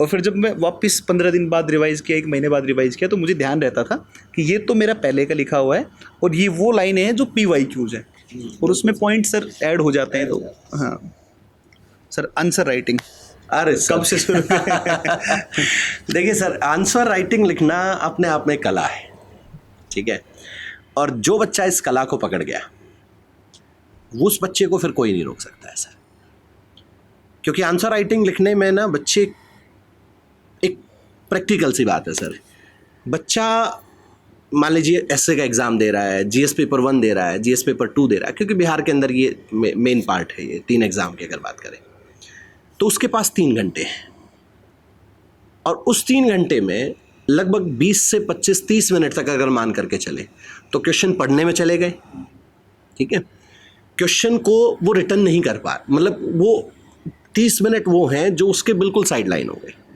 अब उसके पास केवल 150 मिनट बचते हैं। जिस बच्चे को अपना एग्ज़ाम बहुत अच्छा लिखना है और जिसका सिलेक्शन लेकर के उसको चलना है, उसको लिखने हैं सर उस 150 मिनट में 3000 से 3500 वर्ड्स। अब उसकी एफिशिएंसी होनी चाहिए 1 मिनट के अंदर 20 वर्ड लिखने की। जो बच्चा 1 मिनट में 20 वर्ड लिखना सीख जाता है, उसकी मेंस आंसर राइटिंग बेहतर हो जाती है सर। लेकिन अब सबसे बड़ा इशू ये आता है कि सर ये लिखें कैसे। सर इसका एक ही रास्ता है, प्रैक्टिस। क्योंकि मेंस आंसर राइटिंग लिख रहे हो ये आपकी चॉइस है, किसी ने आपके ऊपर थोपा नहीं है। मेहनत आप कर रहे हो, अपनी चॉइस के साथ मेहनत कर रहे हो। इस चॉइस के साथ अगर मेहनत करेंगे तो आप बेहतर कर पाएंगे। अब आप कहें सर कैसे कर पाएं? सर आपने और हमने कभी बाइक गाड़ी चलाना स्टार्टिंग में जब सीखा था तो बिल्कुल हम स्ट्रेट बैठते थे। अगर हमारा पीछे कोई दोस्त भी हो, चुप हो जा, गाड़ी चला रहा हूँ, बाइक चला रहा हूँ। लेकिन आज आप एकदम कंफर्ट हैं, क्योंकि अब हमारे दोनों हाथों को पता लग गया, दोनों पैरों को पता लग गया कि उनको किस सिचुएशन में क्या काम करना है, कब क्या एक्शन लेना है, कब क्या रिफ्लेक्स होना चाहिए इनका, हाथों का, पैरों का। क्योंकि अब ब्रेन के अंदर ये एक सिग्नल सेट हो गया, हैबिट हो गई। ठीक, आंसर राइटिंग यही हैबिट है सर। स्टार्टिंग में बच्चा डर लगेगा, सर मैं नहीं लिख पा रहा हूं, लेकिन लिखते रहो, लिखते रहो, लिखते रहो, लिखते रहो, आज नहीं तो कल। और साथ में अभी अब हम लोग हैं, आपके सामने हैं, हम अपने फाउंडेशंस में, जैसे सर ने अभी बात की थी, आरएम बैच में कर क्या रहे हैं, आपको यही तो हैबिट डाल रहे हैं ना, कि आपको एक क्वेश्चन है, उस क्वेश्चन में से, जैसे अभी सर ने आपको बताया कि हम क्वेश्चन को फ्रेम करके दिखाते हैं, क्वेश्चन के अंदर कैसे ड्रॉ करना है, कैसे आपका माइंड मैप होना चाहिए, कैसे फ्लो चार्ट होना चाहिए, कैसे सीक्वेंस होना चाहिए, इंट्रोडक्शन कितना अच्छा होना चाहिए। सर मैं तो एक पर्सनली इनको यही कहूँगा, आप अपने किसी भी टॉपिक की बात कर लीजिए, किसी सब्जेक्ट की बात कर लीजिए, उनका इंट्रोडक्शन, क्योंकि इंट्रोडक्शन सर 3 तरीके से लिखा जाता है। या तो क्वेश्चन का कंटेक्स्ट जो दिया है वो आप उसको फॉलो कर लो, या उसी का हिस्टोरिकल बैकग्राउंड उठा लो, या करंट कोई चल रहा है उसका ये उठा लो। 3 ही तो इंट्रोडक्शन के तरीके हैं। आपके टॉपिक 10 होते हैं, 12 होते हैं, 15 होते हैं, आप पहले ही अपना इंट्रोडक्शन बना करके क्यों नहीं रख लेते, ताकि एग्जाम में बैठे तो आपका टाइम बच जाए वो। और कंक्लूजन तो सर उसी मेंस बॉडी से कंक्लूजन निकल जाता है। तो आंसर राइटिंग तो सबसे ज़रूरी है सर। अगर बच्चा आंसर राइटिंग नहीं कर पाएगा तो कहीं ना कहीं उसको, सर आंसर राइटिंग में मुझे भी लगता है कि जैसे कोई टॉपिक हो गया, तो आज मान लो आपने जैसे बायोटेक पढ़ाया, तो अब पिछले सालों में 10 साल में बायोटेक पर क्या क्या पूछा गया है, या मैंने मान लो कि बच्चों को बिहार में बीपीएससी मान लो हिमालय पढ़ाया, तो हिमालय से लिंक करके क्या क्या पूछा गया, एग्रीकल्चर पढ़ाया तो एग्रीकल्चर में क्या पूछा गया। तो मुझे लगता है कि पहले बच्चा अपना टॉपिक कवर करे, फिर पीवाई को सबसे पहले लिखना शुरू करे पहले। मैंने ना सर एक बच्चे को देखा, इवेलुएट करा उस बच्चे को, वो बच्चा इतना जेन्युइन बच्चा है सर, उस बच्चे ने मेरी भी आंखें खोल दी। मतलब क्या लेकर के आया वो मेरे सामने कि सर मैंने, हालांकि थोड़ा सा भाई वही गाइडेंस की ज़रूरत थी सर बच्चे को, कुछ चीज़ें उस बच्चे ने अलग लिखी थी, लेकिन उसको देख करके रियल में लगा कि रियल में बच्चा मेंस के असली मेंस का बच्चा यही होता है। उसने अपने पूरे PYQ से उनको सेपरेट किया हुआ सेक्शन वाइज कि नैनो से कितनी बार क्वेश्चन आया है, और साथ ही साथ सेक्शन वाइज सेपरेट करके ये भी बताया हुआ कि सर क्वेश्चन आया तो किस एप्लीकेशन पर क्वेश्चन आया है, और मेरे को अगर मेंस की तैयारी करनी तो इसी बेस पर, इन्हीं एप्लीकेशंस पर फोकस होकर के काम करना। वही बच्चे निकल, बिल्कुल वही निकल, आज भी वो बच्चा याद आता है। हाँ बिल्कुल। एक बार उस बच्चे ने जब बताया, एक बच्चों का सबसे बड़ा क्वेश्चन ये रहता है सर कि प्रिपरेशन के दौरान है ना, अब बच्चा है तो गलतियां हो जाती है सर है ना, तो प्रिपरेशन के दौरान कौन कौन सी गलतियां बच्चे से अक्सर हो जाती हैं सर? सर हम पहले भी मतलब इसमें बोल चुके हैं कि वो पढ़ लेता है जो नहीं पढ़ना है, और ये गलती सर मुझे लगता है कि टीचर के लेवल पर गलती होती है। अब ये पढ़ाते समय टीचर को ध्यान रखना पड़ेगा, क्योंकि सर आज के समय में जैसे हम जो अपना एक आरएम बैच है, वो लगभग जो डिस्काउंटेड फ़ी में बच्चों को मिलता है वो 6-7 हज़ार रुपये के आसपास में वो मिल जाता है 2 साल के लिए। मतलब आप मानो सर कि 1 साल की फ़ी केवल 3-3.5 हज़ार रुपये मतलब लगती है। तब कहते हैं कि स्टडी IQ बहुत ज़्यादा फीस लेते हैं, जब हम 3,000 एक साल का लेते ये आती है, ये बहुत सारे सर इसका फीस बहुत ज़्यादा है। फिर अगर इवेलुएट करें तो बहुत ज़्यादा नहीं है सर, क्योंकि डबल वैलिडिटी। सर एक बच्चे का मेरे पास फ़ोन आया, तो वो मुझे बोले सर मतलब बहुत इच्छा है सर मैं आपसे पढ़ूं, लेकिन सर आपके यहाँ स्टडी IQ में बहुत महंगी फीस है। मैंने भाई कितनी है? बोले सर उसमें 14,000 रुपये सर उसकी फ़ी है। मैंने भाई अभी तो डिस्काउंट मिल रहा है उस पर, तो वो 7,000 है। फिर बोला अच्छा सर ठीक है 7,000 है। तो फिर सर उसमें टीचर्स का भी कुछ रेफरेंस देते हैं कोड का, तो और 1,000 कम। मैं भाई वो 6,000 की है, ये 2 साल का है यार, 1 साल में 3,000 रुपया है यार भाई। तो 1 साल में 3,000 रुपये तो कोई फ़ीस बहुत ज़्यादा है नहीं, तो मंथली 150, 200, 300 रुपये लगा लो आप, कोई ज़्यादा नहीं है। तो सर मुझे लगता है ना कि बच्चा जो है वो गलती ये ना करे कि एक तो टीचर कई बार गलत चूज हो जाते हैं सर। मतलब टीचर वो पढ़ा रहा है जो नहीं पढ़ना है। आपने भी सर देखा होगा कि कई मतलब सर ठीक है, अच्छी बात है, मैं ज्योग्राफी पढ़ाता हूँ तो मैं सर ठीक है सर, मैं जानता हूँ हिस्ट्री के बारे में कुछ ना कुछ, मैं ज्योग्राफी पढ़ा रहा हूँ तो मैं सर पॉलिटी के बारे में कुछ ना कुछ जानता हूँ, क्योंकि मैंने भी तैयारी की, तो हर सब्जेक्ट के बारे में जानते हैं। आपके साथ भी वही है। बिल्कुल। लेकिन सर कई बार आप देखना, कई बार कि एक व्यक्ति अपने आप को 5 सब्जेक्ट का स्पेशलाइजेशन दिखा देता है कि भाई मैं स्पेशलिस्ट हूँ। स्पेशलिस्ट नहीं कह हाँ। सकते सर, ऐसे उसको मतलब स्पेशलिस्ट इस नहीं पर कह सकते। आप सर बताओ एक बार कि किस तरीके से जो है ना हम अब देख रहे हैं कि एक ही टीचर है और चलो ठीक है, हम मानते हैं कि सर चलो एसएससी एग्ज़ाम के लिए अगर हम पढ़ रहे हैं तो थोड़े थोड़े विषय, किसी विषय का थोड़ा थोड़ा नॉलेज है और टीचर पढ़ा देता है, चल जाता है। लेकिन सर सिविल सर्विसेज में आप इसको कैसे देखते हो कि एक टीचर है वो। देखिए सर, सिविल सर्वेंट बनाने के लिए, क्योंकि टीचर का एक रोल जो है ना वो अपना अलग ही उसमें अदा करते हैं टीचर, और आप है ना स्पेशलिस्ट किसी सब्जेक्ट में हो सकते हैं, आप सब में नहीं हो सकते भाई। कहीं ना कहीं इसका मतलब ये है कि कॉम्प्रोमाइज़ हो रहा है, ठीक है। आप स्पेशलिस्ट हैं, मान लिया हम लोगों ने आप स्पेशलिस्ट हैं कि और बहुत अच्छा आप कंटेंट दे रहे हैं। मैं अपनी बात करता हूँ, मान लीजिए मैं 4-5 सब्जेक्ट में पढ़ा रहा हूँ, लेकिन मेरे अंदर ये फीलिंग जरूर आएगी सर एक दिन कि इन 4 सब्जेक्ट में से मेरा तो पर्सनल एक ही सब्जेक्ट है, या तो मैं बाकी 3 सब्जेक्ट में कॉम्प्रोमाइज़ कर रहा हूँ, ठीक है। कहीं ना कहीं ये रहता है सर। तो ये बात ठीक है बिल्कुल कि कहीं ना कहीं टीचर इसके लिए बहुत रिस्पॉन्सिबल होता है। बच्चे के साथ कुछ उसकी प्रिपरेशन में जो मिस्टेक्स हो जाती हैं उसके लिए टीचर बहुत बड़ा रिस्पॉन्सिबल होता है। साथ ही सर कई बार होता है कि मान लो जैसे हम बात करें पॉलिटी के साथ आईआर बहुत इजी काम हो सकता है ना, तो ये 2 सब्जेक्ट चलेंगे क्योंकि पार्ट है, ये उसी का पार्ट हो गया।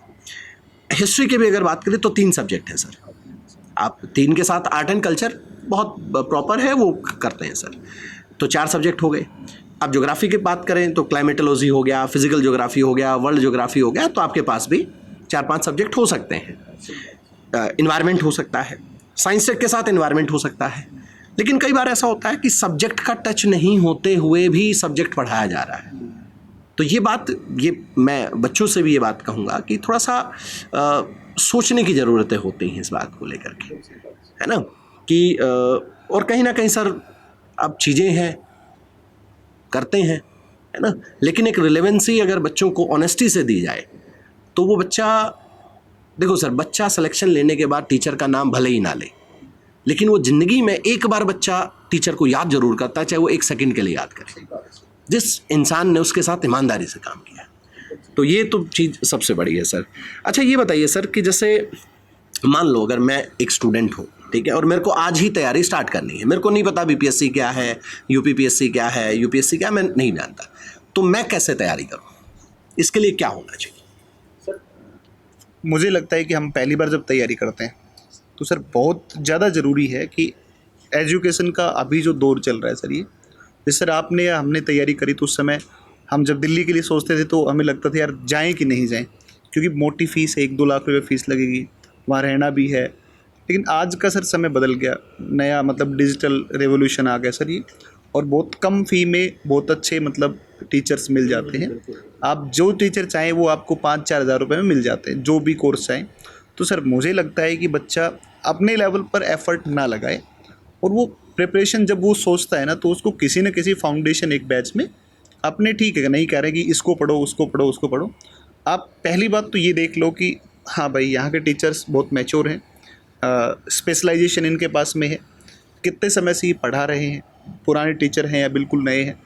इन सब चीज़ों को ध्यान में रख करके यूट्यूब पर बहुत सारी क्लासेस होती हैं, वो टीचर पढ़ाते समय जो है कैसा डाइवर्सिफिकेशन है उसका, कैसे पढ़ा रहा है कैसे नहीं पढ़ा रहा है, तो ये तमाम चीज़ देख करके बच्चे को एक किसी बैच में एनरोल हो जाना चाहिए।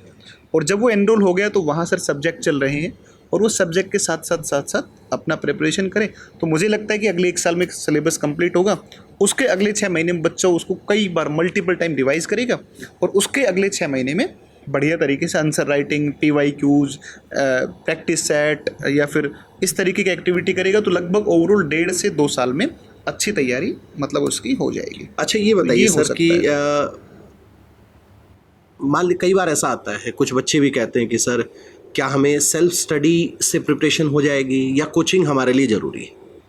सर मतलब मुझे तो लगता है कि सेल्फ स्टडी में और कोचिंग में मैं अगर देखूं तो मैं ये मानता हूं कि एक गड्ढा खोदना है हमें, तो 10 फीट गहरा गड्ढा हाथ से फावली से खोदा जा सकता है सर, बिल्कुल संभव है, कोई बड़ी बात नहीं है, 10 फुट है। लेकिन यदि हमारे पास में एक मशीन है कि भाई उस 10 फीट को खोदने के लिए हम अगर मान लो कि 10 दिन तक फावली लेकर के लग रहे हैं और उससे फिर जो है खोदें उस गड्ढे को, तो उससे बेटर है कि चूँकि हमारे पास मशीनरी है तो उस मशीन को लगाएंगे, अगले आधे घंटे 1 घंटे में उसको सर हम खोद लेंगे गड्ढे को आराम से। तो सर कोचिंग में और सेल्फ स्टडी में यही फ़र्क होता है कि सेल्फ स्टडी करेंगे तो आप अपने लेवल पर चीज़ों को तैयार करेंगे तो उसमें थोड़ा सा टाइम लंबा लग जाएगा। मतलब ये है कि कोचिंग ये बता देती है कि पेड़ पर चढ़ना तो है लेकिन कैसे चढ़ना है, बस वो है। अब सबसे मुश्किल काम तो सर ये होता है ना कि रिवीजन करना। आप किसी से पढ़ लीजिए, अच्छे से सारे नोट्स बना लीजिए और उसके बाद में फिर जम करके खूब सारे प्रैक्टिस रिवीजन, तो मुझे लगता है सर टाइम उसमें ज़्यादा बच जाता है टाइम। तो अच्छा, जैसे आज के दिन है ना सर, बच्चे के अंदर रेगुलरिटी नहीं है, कंसिस्टेंसी नहीं है, तो आप सभी स्टूडेंट्स को ये बताइए कि कंसिस्टेंसी रखने का क्या टॉप सीक्रेट होना चाहिए? सर बहुत मुश्किल क्वेश्चन है ये तो सर लेकिन कई ऐसा है सर, देखिए आप भी क्लासेस करते हैं है ना, लेते हैं बच्चों का क्लास लेते हैं, हम लोग भी लेते हैं क्लास, तो हम भी रोज़ उसी मोड में क्लास लेते हैं। पूरा दिन क्लास लेंगे, फिर सो जाएंगे, फिर पूरा दिन क्लास लेंगे, सो जाएंगे, अपने लिए पढ़ेंगे, वही काम चलता रहता है। सर मतलब जो मैंने देखा है कंसिस्टेंसी की बात मैं आपको सर कहूँ तो मुझे लगता है ना कि 2 चीज़ें हैं। एक तो चीज़ है कि आपकी ज़रूरतें कितनी है। आपको नौकरी की बहुत ज़रूरत है तो सर कंसिस्टेंसी अपने आप बन जाती है, सर प्रेशर पे डिपेंड करता है। लेकिन एक सर मुझे लगता है मतलब मेरे बाजुओं में दम है क्योंकि मेरी ज़रूरतें कम है तो सर अगर ज़रूरत है तो सर बढ़िया तरीके से बच्चा जमकर तैयारी करेगा। क्योंकि बच्चे की चॉइस होती है। हाँ सर, अगर ये जो बीपीएससी प्रिपरेशन करना है, चॉइस तो बच्चे की है। सर अगर बच्चे को दिख रहा है ना कि पीछे पिताजी ने 10 करोड़ की एफडी करवा रखी है, 20 प्लॉट पड़े हैं, अपना बढ़िया कारोबार है, कोई दिक्कत नहीं, एक बार ट्राई कर लेते हुआ तो बढ़िया, नहीं तो नहीं, तो बच्चे का फ्लो कुछ अलग रहेगा। और एक बच्चा सर, चूँकि बिहार में तो ये समस्या है भी कि किसान के घर से आता है, नौकरी की बहुत ज़रूरत है, बिहार की पॉपुलेशन ज़्यादा है तो बिहार में सर लैंड डिवाइडेशन भी ज़्यादा हो गया और छोटी छोटी ज़मीनें हैं तो खेती में भी काम नहीं चलता है, तो उसकी ज़रूरतें ज़्यादा है। और बिहार का बच्चा इसलिए सबसे ज़्यादा मेहनत, सर अपने जब भी कभी बात करने बैठते हैं, आप कहीं बात कर लो, बिहार का नाम आते ही एक बात आएगी केवल कि बिहार के लोग बहुत मेहनती होते हैं। बहुत सर ऑप्शन ही नहीं है, बहुत मेहनत करनी ही पड़ेगी सर। बिल्कुल सैल्यूट है सर इस बात पर, बहुत मेहनती होता है सर। बहुत मेहनती इसलिए है कि सर ऑप्शन ही नहीं है सर, तो उसको बच्चे को खूब मेहनत करनी पड़ती है। सर कोरोना के दौरान लोग हरियाणा, राजस्थान, एमपी, महाराष्ट्र, यहाँ से पैदल बिहार पहुँच गए थे सर। कमाल हो गया था, मतलब बिल्कुल सर। इसलिए कहा जाता है कि हम बिहारी हैं साहब, हमारी बाजुओं में दम है सही बात है सर, तो कही जाती है सर, और ये सैल्यूट है सर। एक बिहारी 100 पर भारी, ये झूठ नहीं है सर। बहुत मेहनती बहुत है सर। बिल्कुल सर। देखो आप मतलब ये देखा है सर कि बच्चे पूरा दिन लाइब्रेरी में बैठ करके पढ़ते हैं और सीरियसली पढ़ते हैं सर, ये बात सीरियसली पढ़ते हैं। मतलब ऐसा नहीं है, ये बात जो अभी सर ने बताया कि बहुत सारे, देखिए बाकी स्टूडेंट्स को सब थोड़ा सा बुरा लगेगा, हम हर स्टेट्स की बात करेंगे आप लोगों से, लेकिन आज पर्टिकुलर बिहार की बात कर रहे हैं। लेकिन अगर दूसरे स्टेट के कंपैरिजन करें ना सर, तो कहीं ना कहीं बिहार का जो बच्चा है वो बाकी लोगों से ज़्यादा काम करता है। बिल्कुल करता है सर वो काम, ये बात है सर, क्योंकि उसने बचपन से देखा है सर। हाँ सर, आप तो साइंस पढ़ाते हैं, कंसिस्टेंसी वाली जो बात थी ना सर, उसमें मैंने जो ऑब्जर्व किया सर, मैंने एक जेनेटिक प्रॉब्लम होती है सर। कुछ लोग में ये जेनेटिक मतलब एक आप मान लो कि उसके पास में एक ब्लेसिंग होती है कि वो रेगुलर पढ़ सकते हैं, कह सकते हैं कि मेहनत जीन में बस गई है। तो बिहारियों के ना जीन्स में सर मेहनत है, तो ये बात है। और एक सर साउंड थेरेपी होती है सर, उसमें वो कुछ साउंड होते हैं, तो जैसे मैंने पहली बार जब उसको पढ़ा, उसको समझा कि साउंड थेरेपी होती है कुछ, उसमें सर कुछ आवाज़ें सुनाई जाती हैं, उस तरीके की चीज़ों को मैंने समझना शुरू किया, तो सर मुझे पता चला कि यार मैं कोई काम को यहाँ पर छोड़ देता हूँ या मैं लंबे टाइम तक नहीं बैठ सकता हूँ, काम मेहनत कम कर रहा हूँ, तो सर मैंने ना समझा कि भाई ये समस्या मेरी नहीं है, ये मेरी जेनेटिक समस्या है। अगर हम एक चीज़ को पकड़ लें कि ये मेरी वजह से नहीं हो रहा है, ये मेरे जेनेटिक वजह से हो रहा है, तो ये बच्चा जो कंसिस्टेंसी नहीं बना पा रहा है, वो ज़रा एक बार ध्यान दे इस चीज़ पर कि यार क्या ये आपकी समस्या है। जैसे मैं मोबाइल ज़्यादा चलाता हूँ तो सर उसमें जेनेटिक पर समस्या नहीं है, वो नहीं है। लेकिन सर मैं मोबाइल भी नहीं चलाता हूँ, मैं समझता भी हूँ कि हाँ भाई मुझे नौकरी लगना है, मतलब सब चीज़ें ठीक है, लेकिन फिर भी हम मतलब एक आराम से बैठ करके और कंटिन्यूस पढ़ाई नहीं कर सकते हैं। तो कहीं ना कहीं ये समस्या है सर, जेनेटिक समस्या है। और जेनेटिक अगर कोई चीज़ हमें पकड़ में आती है कि यार ये शायद मेरी जेनेटिक समस्या है, पीछे से दिक्कत है, तो बच्चा ये दिमाग में रखे कि यार ये जेनेटिक समस्या है, मेरी वजह से नहीं है। तो थोड़ा सा अगर अपने ऊपर कंट्रोल करें और थोड़ा मोबाइल से थोड़ा अगर थोड़ी दूरी बना लें, जैसे ऑनलाइन ही पढ़ना है तो आप लैपटॉप पर पढ़ें, मोबाइल का यूज़ कम करें, सोशल मीडिया की सर, इंस्टाग्राम की बहुत ज़रूरत नहीं होती है ना। और एक बच्चे को ज़्यादा क्या ज़रूरत है सर, उसमें यूज़फुल भी नहीं है। बिल्कुल। यूट्यूब मान सकते हैं कि चलो कुछ चीज़ें काम की है, मोबाइल में सर उसी चीज़ को ज़्यादा देखे तो वो रिकमेंडेशंस जो आती हैं वो पढ़ाई से संबंधित ही आती है। बिल्कुल सर। तो ये है कि मोबाइल से थोड़ी दूरी बनाए, थोड़े जेनेटिक पैटर्न को समझ ले कि जेनेटिक पैटर्न की वजह से तो हम डिस्ट्रैक्शंस ज़्यादा नहीं हो रहे है ना। मतलब ये कह सकते हैं सर, आपकी उसमें एक चीज़ और मैं जोड़ने की वो करूँगा, अगर आपकी इजाज़त हो तो इसमें, जी सर, है ना बिल्कुल सर। अब बच्चा डायरी लिखे सर, है ना, एक पैटर्न से डायरी लिखे और एक फॉर्मूला आता है सर 1-3-3-3। 1 मीन्स कि आपको जो टीचर ने पढ़ाया वो 24 घंटे में पढ़ना ही पढ़ना है। ठीक है। आप 10 मिनट निकालें, 20 मिनट निकालें, लेकिन वो आपको एक बार पढ़ना ही पढ़ना है। जो नेक्स्ट 3 है वो है 3 दिन में, यानी जो आज पढ़ा है वो आपको तीसरे दिन पढ़ना ही पढ़ना है। नेक्स्ट जो उससे 3 है, क्योंकि 1-3-3-3 है, उससे अगला जो 3 है वो ये कहता है कि आपको जो टॉपिक आज पढ़ा है वो 3 वीक बाद यानी 21वें दिन पढ़ना ही पढ़ना है। और जो लास्ट 3 है वो ये कहता है 90वें दिन पढ़ना ही पढ़ना है। तो 1-3-3-3 इसको मेंटेन करने के लिए आपके पास एक डायरी हो, कंसिस्टेंसी जो सर ने आपको बताया उसमें ये पॉइंट आप जोड़ देते हो तो कंसिस्टेंसी कहीं ना कहीं आपकी बन सकती है। और सर एक बोल कर पढ़ें। हाँ बिल्कुल, बोल कर पढ़ें जी। अपना एक अलग से कमरा हो और उसको बोल के पढ़ें। और आजकल तो एक्टिव रिकॉल इतना ज़बरदस्त सिस्टम चल रहा है sir, active recall system use करो। जैसे किसी भी टॉपिक को देखो आप और टॉपिक को देख करके तुरंत बंद कर दो, फिर अपने ब्रेन से पूछो कि क्या क्या याद हुआ है मेरे को, क्या क्या याद हुआ, एक लाइन याद कर पाया, क्योंकि प्रेशर डालो। क्योंकि सर देखिए हमारा ब्रेन जो है ना, जैसे बच्चे को बचपन में, अभी एक रिसेंट एक्सपेरिमेंट हुआ सर टोक्यो यूनिवर्सिटी के अंदर, जापान के। वो एक्सपेरिमेंट ये था कि एक इंसान को हाथी का इमेज दिखा दिया, ठीक है, हाथी का इमेज दिखा दिया। अब उस इंसान को ले गए वहाँ से, और ऐसे एक पर नहीं बहुत सारे लोगों पर एक्सपेरिमेंट किया। अब उस इंसान के सामने जब भी हाथी बोला तो उसके ब्रेन में एक सिग्नल जनरेट हुआ। तो जब भी हम किसी चीज़ को देखते हैं, पढ़ते हैं, ऑटोमेटिक सिग्नल तो आ गया। अब बच्चे को उस सिग्नल को निकालना है ब्रेन से, और वो एक्टिव रिकॉल सिस्टम आज बहुत अच्छा है, आप ज़रूर ट्राई करें। बड़ा अच्छा बताया सर ने टॉप सीक्रेट इसके बारे में, कंसिस्टेंसी के बारे में। तो सर एक और बच्चों का प्रश्न होता है, ये सारे बच्चों के प्रश्न है सर, आपने डिस्कस नहीं, बच्चों के लिए बात कर रहे हैं सर। कई बार बच्चा डिमोटिवेट हो जाता है, इस डिमोटिवेशन के फेज में क्या करें?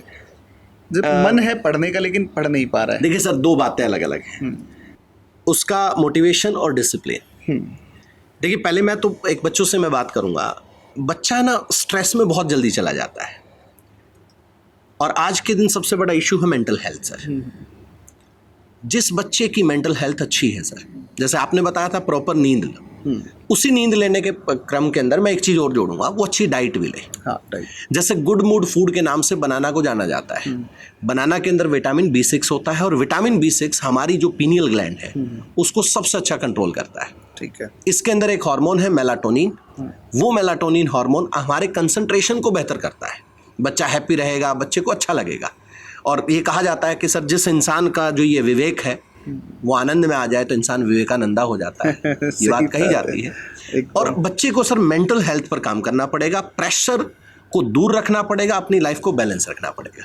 इसके लिए वो अपनी बातें शेयर करे, अपने पेरेंट्स से बात करे। अगर मान लीजिए बच्चा पटना रह रहा है या कहीं और रह रहा है तो अपने पेरेंट्स से बात करे, दोस्तों से मिले, वो मतलब उसको बर्डन ना बनाए। सर पटना में तो बहुत अच्छी व्यवस्था है, NIT घाट। हाँ, बहुत अच्छी, बिल्कुल सर। देखिए नहीं, यही होता है सर बच्चे की लाइफ में ना, घूमने जाए एक इस टाइम जो स्ट्रेस होता है सर, क्योंकि वो अपनी लाइफ का वो पीक टाइम दे रहा है यहाँ पर इस प्रिपरेशन में, कि उसके बाद उसके पास कोई ऑप्शन नहीं है, होगा भी ऑप्शन तो वो उसको बहुत स्ट्रगल करना पड़ेगा। तो इसलिए आपको आपके पास एक प्लान B भी होना चाहिए, आपके ब्रेन के अंदर चीज़ें सेट होनी चाहिए, बहुत ज़्यादा बर्डन ओवरलोडेड नहीं होगा। और सर मैं तो बार बार क्लास में कहता हूँ कि ये बात जरूर दिमाग में रख के चलनी है कि यार इस दुनिया में कोई परमानेंट नहीं। बिल्कुल, जो हो जाएगा सब ठीक होगा। बिल्कुल सर, कोई बात नहीं, पीछे भी लोग गए हैं, हम भी चले जाएंगे। तो इतना भी लोड ना लें कि मतलब कि लो भाई पागल ही हो जाए इस चीज़ के पीछे ना। सर एक बच्चे के सामने विशेष स्पेशली सर लड़कियों के सामने बहुत सारे सोशल चैलेंज है, तो सर लड़कियां जो है ना वो शादी का देखिए सर, प्रेशर आ गया बिल्कुल, इस तरीके बिल्कुल, बिल्कुल। से, उनके ऊपर थोड़ा। वैसे तो देखिए एप्रिशिएशन है, अप्रिशिएट करेंगे हम लोग यहाँ पर बिहार गवर्नमेंट का।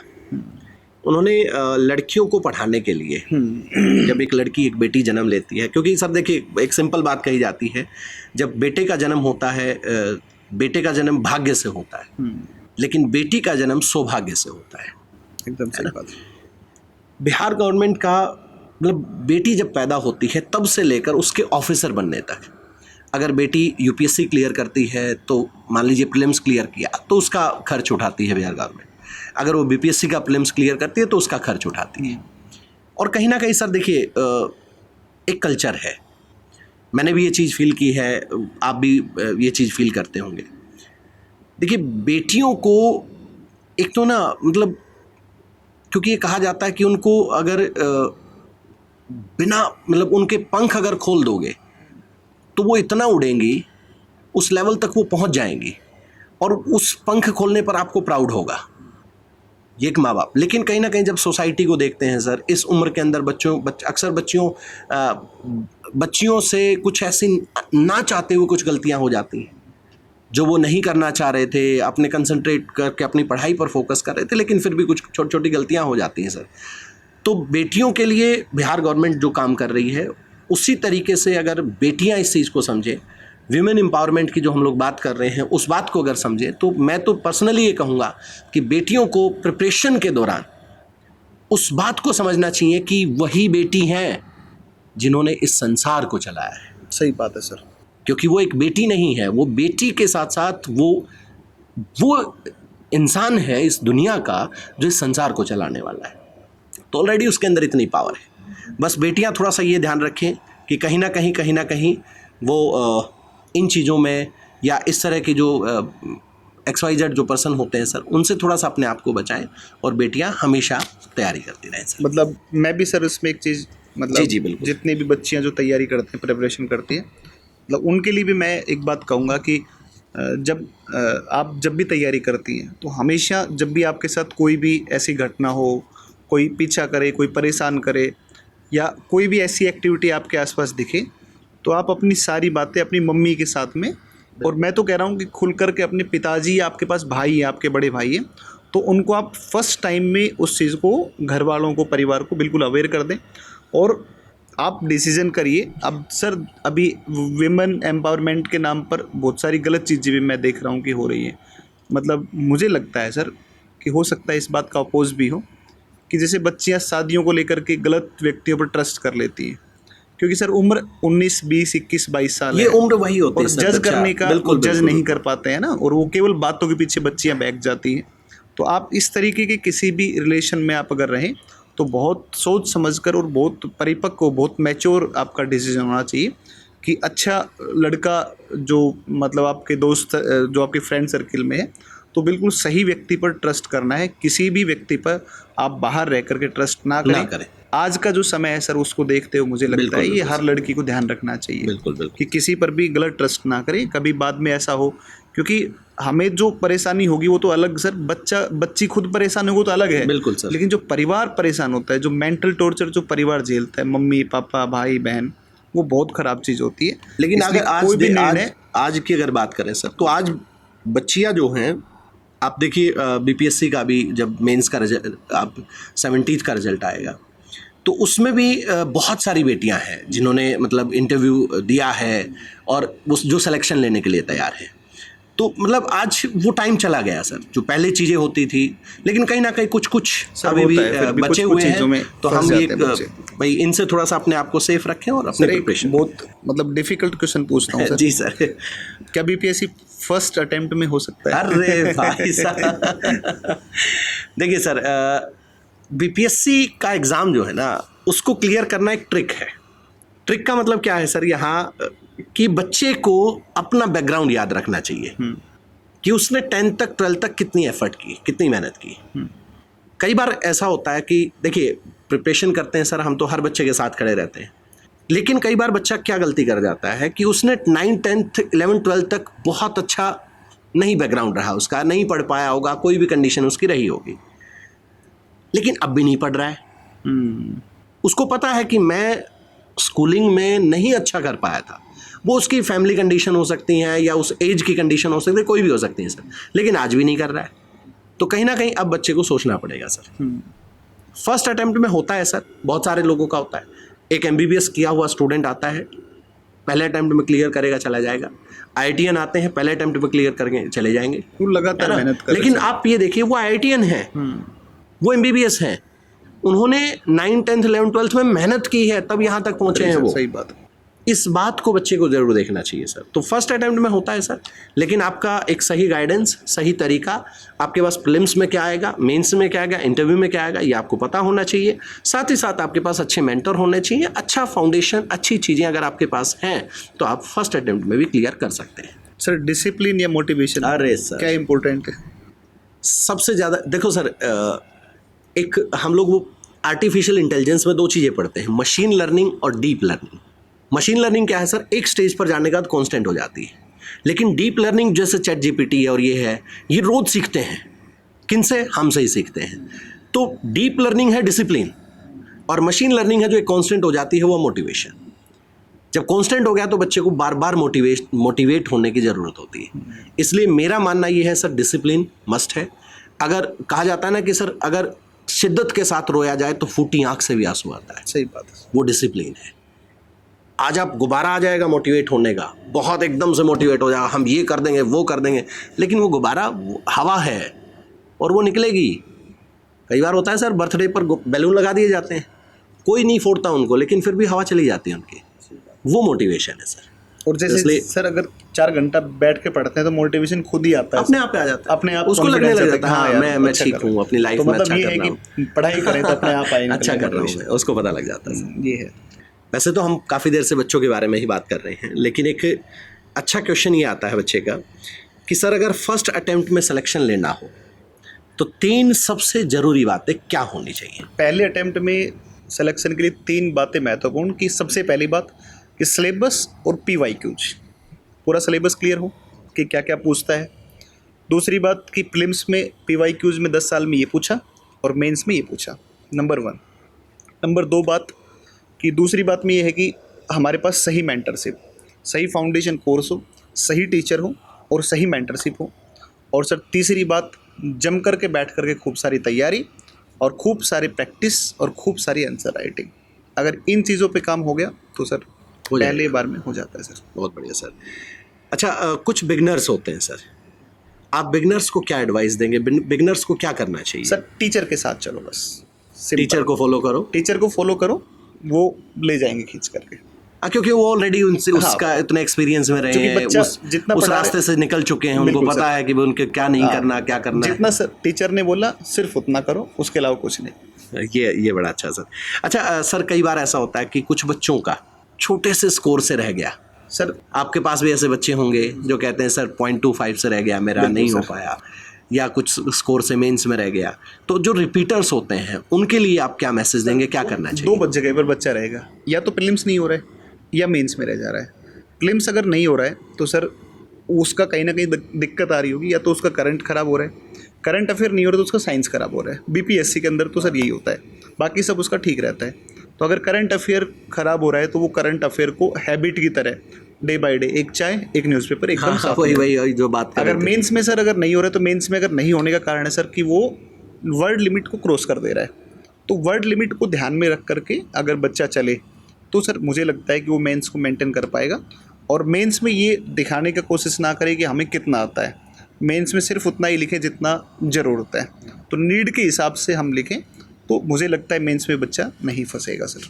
अच्छा, एक अगर मान लो सर सभी स्टूडेंट्स को एक स्ट्रॉन्ग मैसेज देना हो तो आप क्या मैसेज देंगे सर? सर जितने भी BPSC एस्पिरेंट हैं सबके लिए सर एकमात्र मैसेज, जमकर पढ़ाई, जमकर पढ़ाई, जमकर पढ़ाई। सर यही मैसेज है खूब सारा। हाँ सर, सिर्फ पढ़ाई। सर अगर कुछ बदलना है तो सर बाहर कुछ भी बदलने के लिए पहले अंदर बदलना पड़ेगा, और अंदर अपने अंदर कुछ बदलने के लिए सर खूब सारी पढ़ाई, टारगेट तो सेट करना पड़ेगा। सर जब खूब सारी पढ़ाई होती है ना, मतलब बहुत घनी पढ़ाई होगी, तो बड़ा सिंपल फंडा है कि मोटिवेशन आएगा, बिल्कुल और बिल्कुल। मोटिवेशन आएगा और खूब सारी पढ़ाई होगी, सिलेक्शन होगा, तभी सर अपने कुछ कर पाएंगे। यानी बस- अपना सिलेबस पैटर्न को सर, निकलवा लें, बिल्कुल सर, टॉपिक वाइज समझें, PYQs लगाएं, टीचर को फॉलो करें, और सर ने जो कहा सिर्फ पढ़ाई, इसके अलावा कुछ नहीं। हाँ, सिर्फ पढ़ाई सर, जो टाइम मिले सिर्फ अक्सर पढ़ाई बस। देखो सर, वैसे तो कहा जाता है 2-3 साल के हाई गेम है ये, हाँ, है ना। बच्चा अगर समझे तो 2 से 3 साल का ये गेम है सर, हाँ। है ना। आप ग्रेजुएशन के बाद लगाओगे, वो 3 साल आपके एक्स्ट्रा जाएंगे, 12th में लगाना स्टार्ट करोगे तो वहीं कहीं ना कहीं आपके काम आ जाए। सर एक सर्किल